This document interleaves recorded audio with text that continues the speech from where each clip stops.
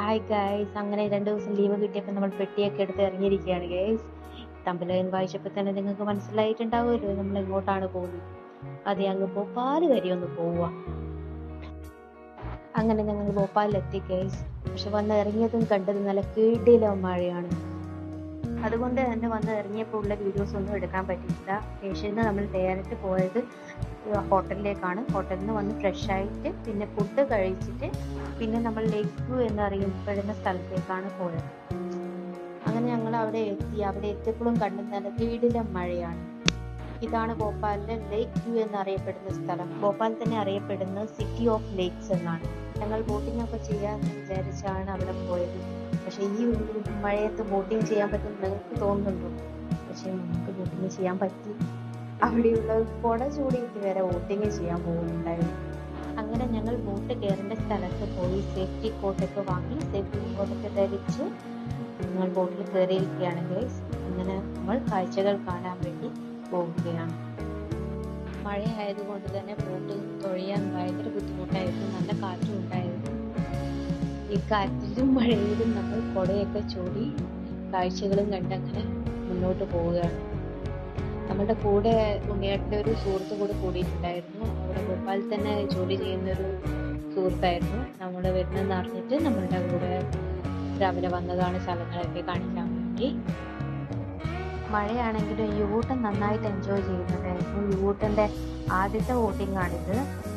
ഉണ്ണിയേട്ടൻ യൂട്ടനോട് അവിടെ വന്ന് ഇരിക്കാൻ പറയുന്നുണ്ട്. പക്ഷെ യൂട്ടന് നിന്നിട്ട് തന്നെ കാഴ്ചകൾ കാണണമെന്ന് പറയുവാണ്. യൂട്ടൻ ചെറുപ്പം തൊട്ട് തന്നെ ഒരുപാട് യാത്ര ചെയ്തിട്ടുണ്ട്. ഇതുവരെ മഴയോ വെയിലോ അങ്ങനെ യൂട്ടനൊരു പ്രശ്നവും ഉണ്ടാക്കിയിട്ടില്ല.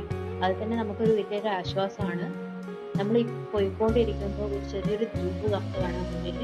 അവിടെ ആ ദ്വീപിനുള്ളിലൊരു മുസ്ലിം പള്ളിയുണ്ട്.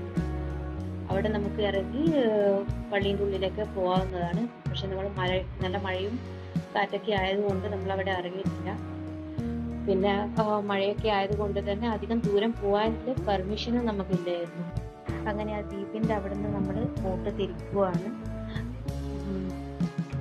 മഴയാണെങ്കിൽ തന്നെ കാഴ്ചകളൊക്കെ കണ്ടു പോകാൻ നല്ല രസമുണ്ടായിരുന്നു. നമ്മളെ ബോട്ട് ഓടിച്ച ചങ്ങായി തന്നെ നല്ല ഫ്രണ്ട്ലി ആയിരുന്നു.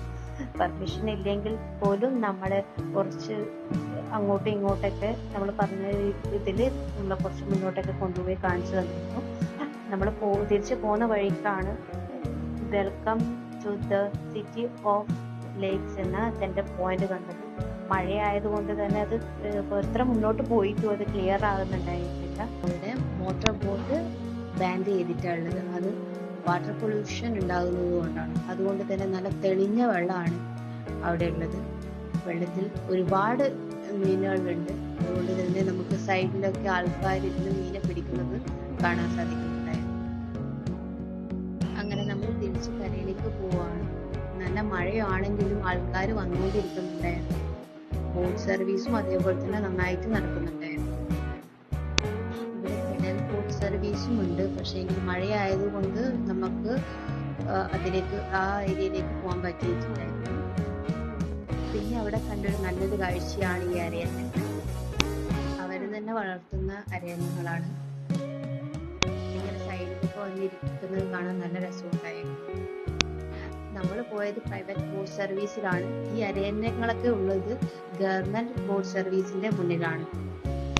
ഇതാണ് ഗവൺമെന്റ് ബോട്ട് സർവീസിന്റെ ഫ്രണ്ട് വശം. അവിടെയാണ് ഈ അരയന്നങ്ങളൊക്കെ ഉള്ളത്. അവിടെ നിന്നാണ് ഗവൺമെന്റിൻ്റെതായ ബോട്ട് സർവീസ് ഉള്ളത്. പിന്നെ 2 സൈഡിലായിട്ടാണ് പ്രൈവറ്റ് ബോട്ട് സർവീസ് ഉള്ളത്. അതിന്റെ സൈഡിലായിട്ട് കഴിച്ചിട്ട് നല്ലൊരു ട്രെയിൻ ഉണ്ടാക്കി വെച്ചിട്ടുണ്ടായിരുന്നു. അതൊരു ഡീസൽ എഞ്ചിൻ ട്രെയിൻ ആയിരുന്നു. കാണാൻ നല്ല ഭംഗിയുണ്ടായിരുന്നു. നമ്മൾ അവിടെ നിന്ന് ഫോട്ടോ ഒക്കെ എടുത്തു. അതിന്റെ പിന്നിലായിട്ടൊരു ഗിറ്റാർ ഉണ്ടായിരുന്നു. എനിക്ക് കൂടുതലായിട്ട് ഇഷ്ടപ്പെട്ടത് അതാണ്. എന്താ വെച്ചാൽ അത് ഒരു വേസ്റ്റ് കൊണ്ട് ഉണ്ടാക്കിയ ഒരു ഗിറ്റാറാണ്. നമുക്ക് ആവശ്യമില്ലാത്ത നമ്മൾ എറിഞ്ഞു കളയുന്ന സാധനങ്ങൾ കൊണ്ട് ഉണ്ടാക്കിയ ഒരു ഗിറ്റാറാണ്. നമുക്ക് ആവശ്യമില്ലാത്ത കീബോർഡുകൾ, സ്വിച്ച് ബോർഡ്, ബൾബ് ബോർഡ് അങ്ങനത്തെ അതിനെ കൊണ്ടൊക്കെ ഉണ്ടാക്കിയ ഒരു ഗിറ്റാറായിരുന്നു. അങ്ങനെ ഈ കാഴ്ചകളൊക്കെ ഉൾപ്പെടുത്തിയ ഒരു ലേക്ക് വ്യൂ വീഡിയോ ഞാൻ വൈൻഡപ്പ് ചെയ്യുവാണ്. പിന്നെ അതിൻ്റെ കുറച്ചുകൂടി ഭാഗങ്ങൾ നിങ്ങളെ കാണിക്കാനുണ്ട്. അതിൻ്റെ ഒരു സെക്കൻഡ് പാർട്ട് വീഡിയോ ഞാൻ വൈകാതെ തന്നെ ഇടുന്നതായിരിക്കും. വീഡിയോ ഇഷ്ടപ്പെട്ടെങ്കിൽ എല്ലാവരും സബ്സ്ക്രൈബ് ചെയ്ത് സപ്പോർട്ട് ചെയ്യും. Thank you.